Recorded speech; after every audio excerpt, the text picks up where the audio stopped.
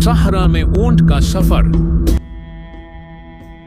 रेत के सुनहरी समुंदर में एक जवान ऊंट क्रीम रंग का था, जिसका नाम महर था। वह अपने काफिले से अलग हो गया था और अब अकेला सहरा में घूम रहा था। उसकी आंखें दूर उफुक पर जमी हुई थीं। उम्मीद थी कि शायद कोई आशना निशान नजर आ जाए। महर के दिल में खौफ था, लेकिन साथ ही एक अजीब सी जुस्तजो भी थी। पहला दिन गुजरा। सूरज की तपती करने मेहर के जिस्म पर पड़ रही थीं। उसने अपने कोहान में जखीरा शुदा पानी पर गुजारा किया। शाम को जब ठंडी हवाएं चलने लगी तो महर ने अपने पांव जमीन पर टेक दिए और आसमान की तरफ देखा। सितारे उसके लिए रहनुमा बन गए, जैसे उसके अजदाद को राह दिखाते थे। दूसरे दिन सुबह सवेरे उठकर महर ने अपना सफर जारी रखा। दोपहर के वक्त उसे एक छोटा सा खजूर का दरख्त नजर आया। वो खुशी से उसकी तरफ भागा, लेकिन जब करीब पहुंचा तो मालूम हुआ कि ये महज एक शराब है। मायूसी के बावजूद महर ने हिम्मत न हारी। उसने याद किया कि उसके दादा उसे कहा करते थे, सहरा हमेशा अपने मुसाफिरों को आजमाता है। तीसरे दिन एक जबरदस्त रीत का तूफान आया। आसमान तारिक हो गया और हवा की आवाज एक खौफनाक गर्ज की तरह थी। महर ने अपनी लंबी पलकें बंद कर ली और अपने पांव जमीन पर मजबूती से जमा दिए। उसने तूफान के खिलाफ डटकर मुकाबला किया, अपनी मजबूत कामत को हवा के तेज झोंकों के सामने न झुकने दिया।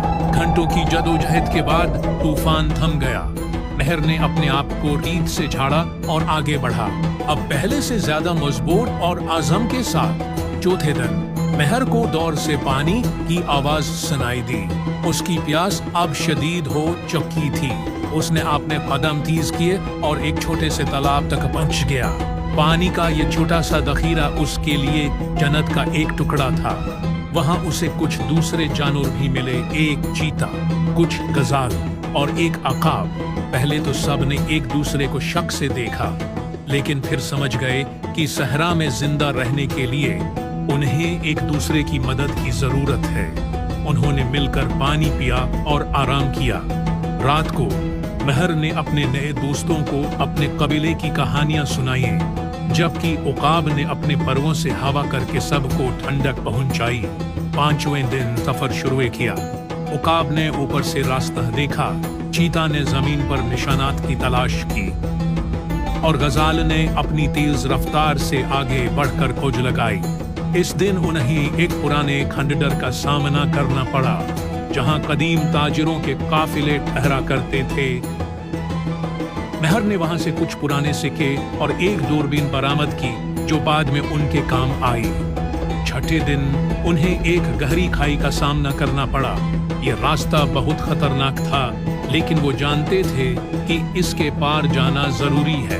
महर ने अपनी लंबी गर्दन और मजबूत पांव का इस्तेमाल करके एक पुल की तरह काम किया, जिस पर से बाकी जानवर गुजर सके। उसकी यह बहादुरी देखकर सब हैरान रह गए। आखिरकार सातवें दिन उकाब ने दूर से एक आबादी देखी। महर के दल में खुशी की एक लहर दौड़ गई। उसने अपने दोस्तों को खुदा हाफिज कहा।